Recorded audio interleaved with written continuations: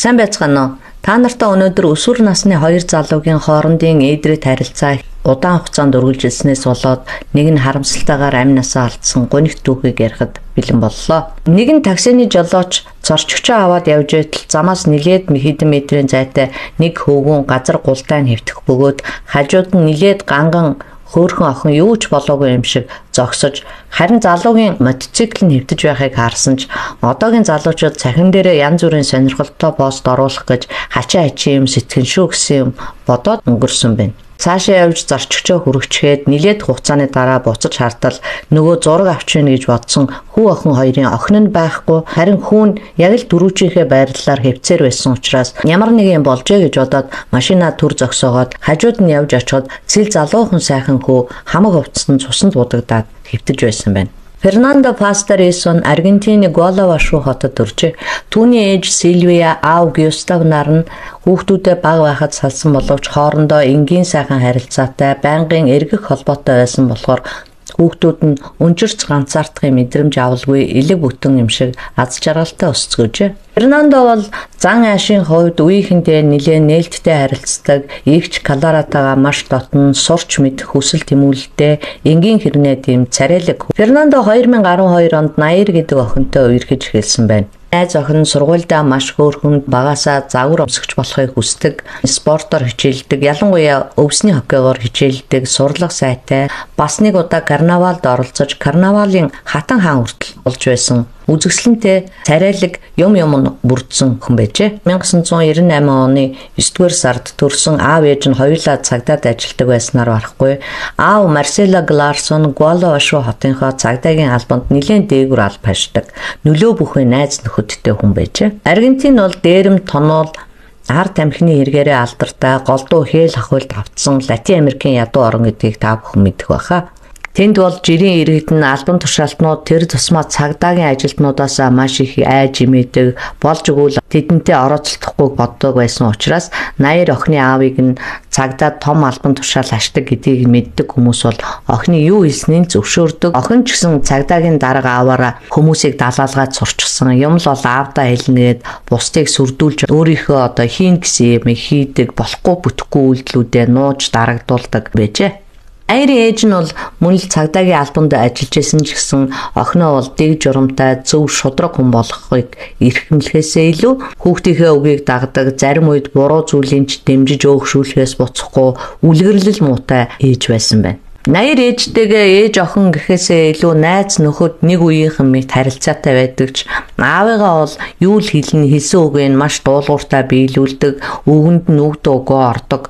Хэдийгээр Наир өнгөн дээрээ үзэсгэлэнтэй хөөрхөн хичээл сурлага сайтай гिचлэн гадна байдлаасаа сайн сайхан бүрдсэн мэд харагдах авч яг үнэндээ бол өөрөөсөө бусдыг ядууд орд хүнийг амьдралын боломж муутай хүүхдүүдийг маш ихээр ялгуурлан гадуурхаж дээрлэгэж харилцдаг. Тэднийг хайр найргүй доромжилдог. Нэг хүнтэй муудалцах юм бол тэр хүнээ маш их хүчтэй үзэн яддаг. Хэрэлдэж муудалцах юм бол хэл амаар дийлж ижил сая амардаг. Ер нь бусдыг дийлэхийн тулд бусдын дээр гарахын тулд бүр ер нь яхаас ч буцахгүй эхний анхаарлын төвд байх дуртай. Ерөнхийдөө их буруу хүмүүжлтэй. Наирийн гадаад байдал үзэмжтэй сайхан, эрх мэдэлтэй баян айлын охин байсан болохоор түүнд бол маш олон залуучууд талтай сайн байдаг байснаас болоод бараг л хатан хааны дүрд орцсон. Хитрхи дураараа аашилдаг, залуучуудтай дураараа сэтгэндэг зантай байж. Монголд бол 13-14 настай охид бол юуг тэгж эрэмийн харьцаанд орж хүүхэн шинжтэй болоод байх нь бол ховор штэ. Гэтэл Бразил, Аргентин зэрэг ер нь Латин Америкийн орнуудыг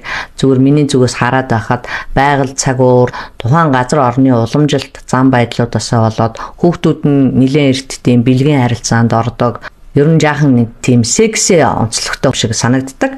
Тийм болохоор ч тэр одоо Наирийн энэхүү сэтгэл нь бол тухайн тэр байгаа орчиндөө үеийнхнийх нь хувьд бол бараг л байх үзэгдэл, жирийн үзэгдэл шиг. Гэхдээ тэр бол тийм ердийн нэг саваагүй сэтг нэг жохин биш. Харин бүр нас бий төрсэн эмэгтэйн адилаар Фернандогоос нууцаар маш олон залуучууд ирчүүдтэй уулзж суугаацдаг. Түгээр барахгүй тэднийг гэртээ авчирч кино үзэх нэрийдлэр бэлгийн харилцаанд ордог. Энэ хөөрхий Фернандогийн чихэнд хүрдэг ч юм уу мэдээж тодорхой ямар нэгэн байдлаар сэжиг авдаг л байсан бах. Тийм учраас одоо энэ байдлыг гадарлаад Наяраас салмаар санагддаг байсан ч яагаад ч юм ерөөсөө л салж чаддаг байсан. Магадгүй Наяр цагдаагийн албан тушаал хашдаг ааваараа айлгаж сүрдүүлдэг байсан ч байж болох юм. 2016 онд Наярын ээж аав нь Фернандог даруухан томоотой сайн хүү гэдгийг олж мэдээд тэдний үерхлийг дэмжиж Бразил руу гэр бүлээрээ амрахтаа Фернандог авч явдаг. Ингэж аав ээж нь тэдний харилцааг дэмжиж улам бат бэх болгох гэж бодсон боловч тэр нь бол харин тус болсонгүй.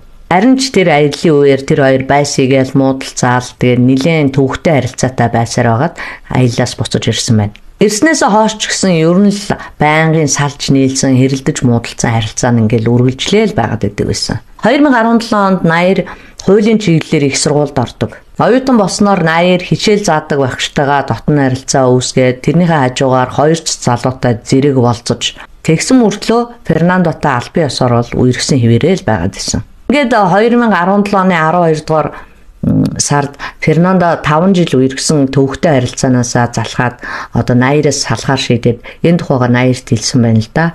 Би чамтай одоо ингээд цаашид үерхэж чадахгүй нэ. Хоёлоо одоо энэ харилцаагаа зогсооё. Энэ нь ер нь чи битэр ихийн хинд амар дээр байх болно гэж хэлсэн чинь Наяр маш их уурлаад миний аав цагдаа чи надаас салж намайг гомдоо хомол чамд юу тохиолдохыг чи мэдж байгаа зү гэх мэтчлэн сүрдүүлэхт нь Фернандод бол энэ тийм ч нэг шин зүйл биш байсан болохоор нэг тоохгүй байсан. Гэтэл Наярын толгойд бол Фернандо өөрийг нь орхих гэж шийдсэн үнэхээр таалагдаагүй учраас тэр одоо энийг яаж чадах уу гэж бодох болсон байна. Наяр Фернандогоос биш харин Фернандо Наярыг орхих болсон л Наярыг үнэхээр хамаг дургууг нь өргөжсэн байна.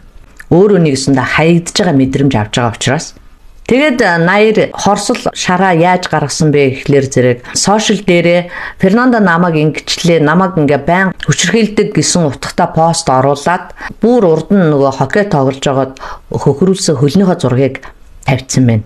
Нэгэнт тэд албан ёсоор салаагүй байсан болохоор Фернандо 2017 оны 12/25-нд нэг үдшилэг дээр байж байгаа Наяртай уулзахаар явж очиход Наяр тэнд нэг залуутай хээв нэг үнсэлцээд нилээн дотн байдалтай байхаар нь Фернандо чи яагаад энэ залуутай ингэж байгаа юм бэ гэж асуухад Наяр бүр тоохгүй өмнөөс нь хэрэлдээд шөргөөцөлдөж эхэлсэн. Фернандо Наярын мөрөөр нь дэвэрч түүнийг одоо аргадах маягтай ойлголцох гээд зогсож байтал тэднийг харсан Наярын найз охин тэдэн дээр хурч ирэнгүүтээ шууд Фернандогийн нүүрлүү зохиол олон хүмүүсийн донд чи олцтой хөгийн хурчрхийлэгч гээл доромжиж хэлсэн гинэ. Эндийн цаад учир нь бол мэдээж нөгөө Наярын сошиалд оруулсан пост байсан бөгөөд Наяр өөрийгөө өргөдүүлэхээр найзуудтай бас Фернандог муулж янз бүрээр ярьдаг байсан байна. Тэгээд нөгөө охин бол ойлгохдоо Фернандо бол хүчрхийлэгч харин Наяр бол хөөрхөн амтан хохирсон эмэгтэй гэж бодож байсан юм шиг байгаа юм л да. Фернандо Наяр хоёрын хинийхэн зөв хэн нь үний ярьж байгаа эсгийг ерөөсөө ойлгож бодож үзэхгүйгээр шууд л олонний дунд хүчрхийлэгч мэтээр доромжилж бүдүүлэг аашилсан нь бол Фернандод үнэхээр эргэн тойрныхоос хүмүүсээс ичээд тэгэрүүгээр ч орохгүй одоо найз охиндоо гомдоод цагдаад ажилдаг ааваас найгаад юу ч хийж чадахгүй байгаа өөртөө бас хийгдүүцчихгүй бухимдаад тэгээд бүр аргаа ядаад ихэр татаад уйлсан байна.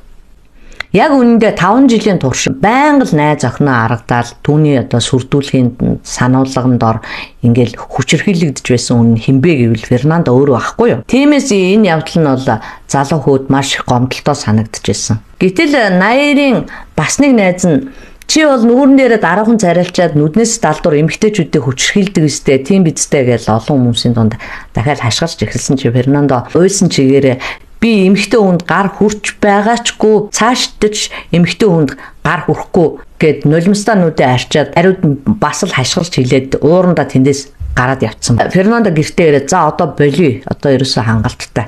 Дахиж тэрнтэй одоо уулзахгүй гэж шийдээд удаачгүй байтал Наяраас мессеж ирээд гараад ирээ гадаач ирсэн байна. Хоёлоо ярилцъя гэж бичсэн байсан. Тэгээд одоо нөгөөд чинь гараад очсон чинь Фернандог дээрлэхэж оромжилсан нөгөө найзтайгаа хамт ирсэн байсан. Тэд түүнийг одоо хүчээр шахам Наярын гэрлөө авч явсан. Ээж аав нь гэртээ байхгүйсэн болохоор Фернандог оруулж ирээд тал талаас нь юм хумаар нүдэж хоёлоо нийлж агаад зодож гарсан байна. Фернандо тэрхүү агшныг утсандаа бичиж авсан боловч найз охин тэрнийг харчдаг. Тэгэнгүүтээ шууд бас дээрлэж хагаад нүүдгийч нь устгуулсан. Энэ үед Наир нөгөө л хилдэг үгээ хэлээл хогч шүү. Олон юм яриад байвал би чамааг одоо ээж аавдаа хэлээд ааваараа би чадуулна шүү. Намайг би ямар ч хүлэгт хутгаж мэднэ. Надаар оролдвол эцсийн чийл хохрон шүү хэмээн дарамталж загинсан байна. Залуу тэгээд эндээс нэг арай хийж гараад болсон явдлыг өөрийнхөө найздаа мессежээр дэлгэрэнгүй бичээд тэрхүү мессежиндээ Наир гэр бүлийг маань хүртэл маш их доромжлоо. Нүд маань харанхуулаад толгой маань эргээд яг ухаан алдах гэрн байна гэж бичиж байсан байна. Маргааш нь тэрвэр Наирын хамаатны эгчтэй нуулзаад Наир одоо надад ийм зан гаргасан ингэсэн тэгсэн ингээд бүх юм хэлсэн чинь хамаатных нь эгч нь бол хүүе Наир ч өстө хөөрхөн ааштай харин ч өстө хилдэг бараг чамд олдохгүй охин штэ ухааны юм яриад нүүд хэлсэн үг нь бараг тоодгүй. Фернандо бол тэр талаар ингээд гомдол гаргамаар байсан ч гэсэн өөрийнх нь гэрийнх нь л айгүй л эргээд асуудалд орж магадгүй гэж бодсон учраас цагдаад хэлэхгүй чимээг өнгөрөөс. Айзууд нь түүнд уулзаад чи одоо нэг хүмүүс Наираас болоо одоо. Чи тэгэл болон сална хичээл тэгэл Наирыг харахаараа буцаал нийлждэг штэ. Энэ удаа чи одоо яаж ч байсан битээ уулз утсын ч битээ аав гэхэд Фернандо дахиж би өстой түнтэй уулзахгүй. Би ярьснараа 3 сар та нартай хамт Марана руу явна. Одоо болиё гэж хэлжсэн байна. Фернандогийн найзууд нь бүр энэ хэрэгээс өмнө чи над Наираасаа салаа, чамд үнэхээр одоо хань болохгүй гэж аддаг байсан. Тэгээд найзуудтайгаа хамт Марана хот руу явж тэндээ бизнесийн удирдлагаар суралцах тухайга ярилцж байсан байна. Найзууд нь ч Фернандог нэг оюутан болоод өөр хотод очих юм бол хичээл ном гэсээр байгаад аяндаа одоо Наирыг мартаад түүнээс сална гэж бодож ирсэн байна л да. Тийм ч учраас 9 сард нь Фернандо сургуультаа бүртгүүлчихсэн байсан бөгөөд ирэх одоо 2018 оныхоо 3 дугаар сард нь хичээлдээ явна гэж төлөвлөж иж. Ингээд одоо юу ч болж байсан сална гэж шийдсэн Фернандо сүүлчийн удаа Наир руу одоо би чанаас та жинхнээсээ боллоо. Хэрвээ хэн нэг хүн намайг чамтай одоо буцаж үерхүүл чамд $1000 өгье гэж бооцоо тавьсан байлаа ч хизээч тийм зүйл болохгүй гэж бичсэн байна. Тэгээ маргааш өдөр нь гэртээ байж байтал Наир урдчилж юусоо хэлэхгүйгээр шууд тэдний гэрт нь хүрээд ирдэг.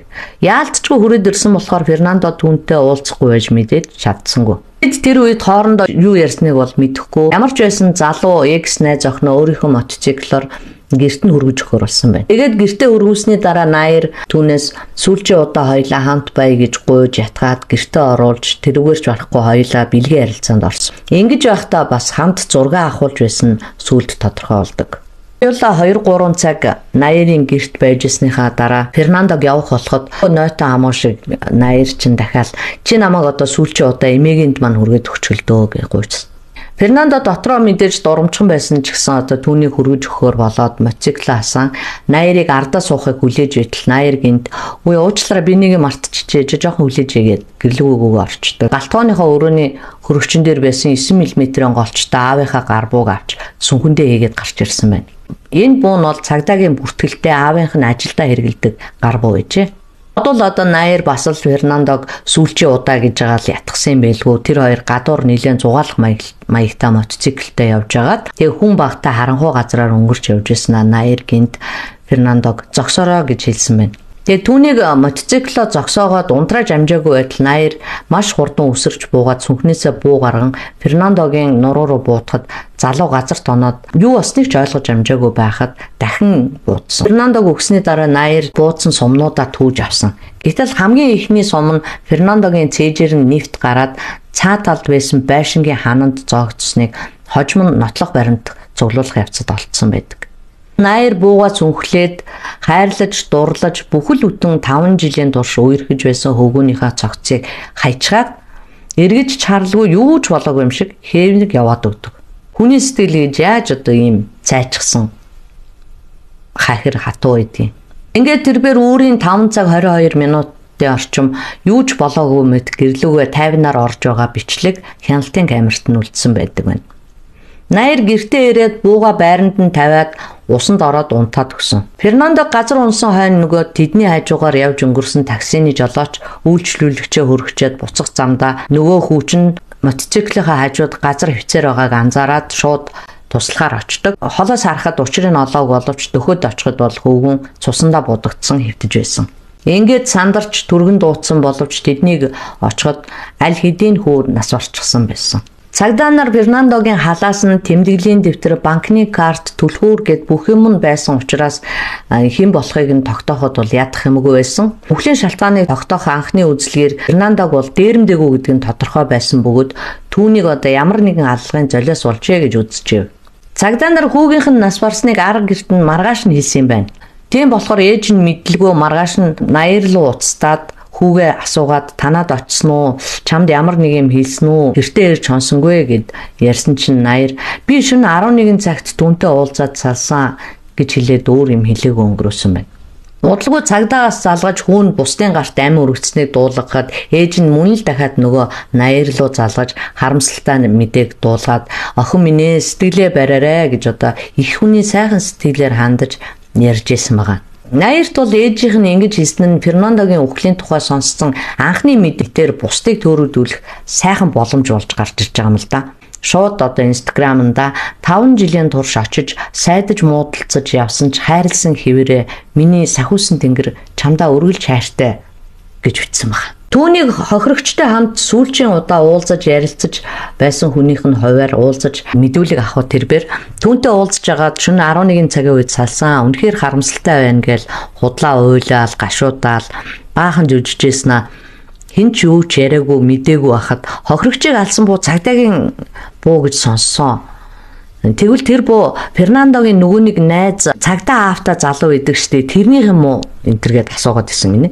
Тэгээ одоо нэгсэндээ өөрөөсөө холдуулж бусдыг бүтгэж байцаагчийг төөрөгдүүлсэн оролдлого хийж байгаа. Нэлээд хэдэн цаг үргэлжилсэн урт байцаалтын дараа өөрийнх нь эсрэг маш олон нотлох баримт гарч ирсэн учраас Наяр арга буюу хэрэгээ үлээж түүнийг баривчилсан байна. Гарвид Гартана гэдэг сэтгэл зүйч сүүлд нь телевизийн нэвтрүүлэгт өгсөн ярилцлагада Наяр бол зүгээр ч нэг энгийн охин биш, харагдаж байгаагаасаа илүү ухаантай гэж хэлсэн байгаа. Энэ нь бол түүнийг магтсан үг биш, харин ч гэмт хэр муу юм хийхэд маш их нарийн аргатай, болгоомжлохгүй байхын аргагүй хүн гэсэн утгатай байх гэж би ойлгосон. Тухайлбал тэрээр хэрэг гарсны маргааш нь өөрийг нь хинч сэжигтнэр татаагүй хахад аль хэдийн өөртөө өмгөөлөх чадсан байсан байгаа. Мэдээж тэр хэрэг гарсан шөнөө ч юм уу маргааш нь ч юм уу ээж аавда бүх болсон явдлыг ярьсан бахал да. Тэгээд одоо мэдээж хамгийн түрүүнд өөрийг нь өөгшүүлж байнга хөөргөж хатгаж идэг ээждээ ярьсан тодорхой. Ээж нь мэдээж аавд нь хэлээд хэд бол охиндоо хэрэгээс одоо яаж мултрах талаар зөвлөж исэн байх. Энэ байдлаас ингээ харахад бол энэ гэр бүлийн хүмүүс бүгдээрээ том жижиггүй маш их увайгүй муухай хүмүүс гэдэг нь харагдаж байгаа. Түүгэрч зогсохгүй Наярын аавын тэр бас хүний мөсгөө ходроггүй гэдэг нь бол харагдаж байгаа нэг том жишээ нь бол 5 жилийн турш охинтой нь үерхсэн тэр бүхэл хамтдаа Бразил руу нэг сар шахам амарсан тэгээд их сайн хүү байна гэд олзуурхаад охинтойгоо баг гэрлээсэ гэж хүсчихсэн тэр хүүгээ шүүх хурал дээр бол би Фернандог урд нь хизээж харж байгаагүй гэж хэлсэн байна. Наяр найз залуугаа нас барсны дараа Instagram-даа оруулсан тэр постныхоо тухай цагдаа нарт хэлэхдээ би тэр постыг өөрөө хийгээгүй. Мөрдөн байцаалтын үеэр цагдаа нар миний утсыг хурааж авсан. Тэгээд тэд нар л тэгж яхтаа хийсэн байгаа энэ төр гэж худлаа бас ярьж исэн байгаа. Ер нь бол тэгээд та нар надаар хэлүүлдэггүй төсөөлж байгаа байл үү дээ. Иймэрхүү одоо гарууд чинь худлааж жүжиглэж элдв янзын аяг гаргах нь бол эрдийн үзэгдэл шүү дээ. Ер нь бол Наяр бүх юмыг бусад хүмүүс рүү чихээл өөрөө бол баг яагаачгүй юм шиг зан гаргаж исэн маш олон хүмүүсийн дургуйцлыг хөргөж исэн. Тэрээр мөрдөн байцаалтын үед мэдүүлгээ 3 удаа өөрчилж исэн бөгөөд сүүлчийн мэдүүлэгтээ Фернандог бол таньхан таньнаа нэг хэсэг бол үерхдэг байсан. Гэхдээ тухайн шөнө бол Фернандо над дээр ирээд маш их зодоод моцикл дээрээ суулгаад хол авчиад намайг буудаж алах гэж оролдох үед нь би овсгоо гаргаад бууг нь булааж аваад санамсаргүй амиа хамгаалах гэд буудаж охироосон гэж хүртэл ярьсан байна. 2018 оны 7 дугаар сарын 3-нд Наяр Галарсаг шүүх хурал нь болоод түүнд бүх насаар нь 20 ялгааносон. Гэвч Аргентинд бол ялын дээд хэмжээ 35 жил байдаг өгөөд тэрээр 35 жил шоронд сууна гэсэн үг юм. Тэгээд мэдээж Наярыг одоо царайлаг залуухан тэгээд дээр нь одоо цагдаагийн том ажил албан тушаалтай аавтаа болохоор ч тэр юм уу бусдын адил энгийн шоронд биш харин фирм нэртэй шорон шиг нүсэр том тусгай хамгаалалт энэ төр байдгүй, зүгээр нэг дан хашаатай. Тэгээ дотроо маш олон сургалт явдаг. Интернетийн бүх зүйл нь чөлөөтэй. Тусгай шорон гэхээсээ илүү баг амралт цувиллийн газар шиг тийм газар авчирсан байна. Одоо бол тэндээ ингээл наяр селфи хийгээл хараал идсэн ялаа эдэлж гин гэсэн үгтэй пост Instagram-д оруулаад Матиас гэдэг шинэ залуутай үерхэд байж байгаа юм байна. Энэ бол одоо нөгөө үхсний хох амьдын зол гэж монголчуудын ярьдаг шиг хөөрхийн амтнд гин цайлган цэвэр ариун нэг сайхан залуу тэгээд амьдралаараа хохирч хээл хахуул авилгалд авцсан улс оронд хэрэг яаж шийдэгддэг, ямар эмгэнэлтэй хувь тавилан хүлээж байдгийн нэг жишээ болж байгаа юм. Нөгөө талаар бол одоо хээл хахуулт авцсан улсад баяа айлын охин болоод өрчгсөн наяр мэт нь бол хүний аймаг охиросноо юм чинээ бодохгүй ингээд хэвийн амьдарж байгаа амьдралаар амьдраад байж байгаа нь бас их муухай харамсалтай. За тэгээд та бүхэндээ баярлалаа. Нэг ийм харамсалтай хэрэг дуулгалаа.